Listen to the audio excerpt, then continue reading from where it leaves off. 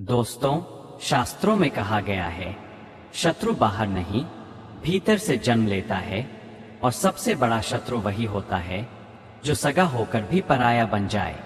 आज की कहानी उन्हीं 4 लोगों की है जिन पर चाहे जितना भी भरोसा कर लो, लेकिन अगर मौका मिला तो ये दूसरे की स्त्री और धन पर बुरी नजर डालने से पीछे नहीं हटते। एक समृद्ध नगर में धर्मदत्त नाम का सेठ रहता था।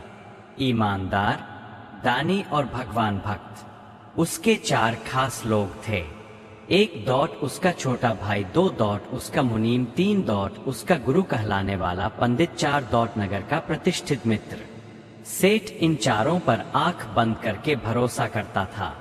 सेठ की पत्नी मालविका सुंदर भी थी और बुद्धिमान भी। पूरे नगर में उसकी समझदारी की चर्चा थी। एक वर्ष अकाल पड़ा। सेठ व्यापार के सिलसिले में दूसरे राज्य चला गया और घर, धन, प्रतिष्ठा सब इन्हीं चारों के भरोसे छोड़ गया। यहीं से असली खेल शुरू हुआ। सेठ का छोटा भाई सोचने लगा, घर का सारा धन मेरे हाथ में है, क्यों न थोड़ा अपना भविष्य भी सुरक्षित कर लूं। उसने हिसाब किताब में हेरा फेरी शुरू कर दी। मुनीम रोज मालविका के सामने झूठी सहानुभूति दिखाता, भाभी जी, सेठ जी न होते तो आप कितनी असहाय होती। धीरे धीरे उसकी नजर बदलने लगी।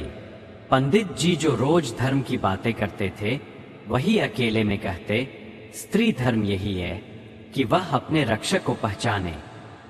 नगर का मित्र सोचता, अगर सेठ मर जाए तो उसका व्यापार मुझे मिल सकता है। मालविका सब समझ चुकी थी, लेकिन चुप थी। उसने एक दिन संदेश भिजवाया कि सेठ गंभीर रूप से बीमार है और वापस आ रहा है। चारों के चेहरे उड़ गए। सेठ वास्तव में स्वस्थ था। वह छुपकर सब देख चुका था। नगर सभा में सेठ ने सबके सामने कहा, आज मैं अपने 4 सबसे भरोसेमंद लोगों का सम्मान करना चाहता हूं।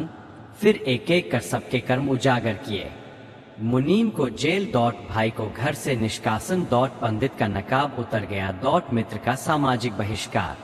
सेठ बोला, जो धर्म, भय और आदर्श से खाली हो वह अपनों का भी नहीं होता। कहानी से शिक्षा। दोस्तों, ये 4 प्रकार के लोग कभी भरोसे के योग्य नहीं होते। 5 लालची और कामी, 6 जिसका कोई आदर्श न हो, 7 धर्म से अज्ञानी, 8 जिसे ईश्वर और समाज का भय न हो। ऐसे लोग स्त्री और धन देखकर अंधे हो जाते हैं।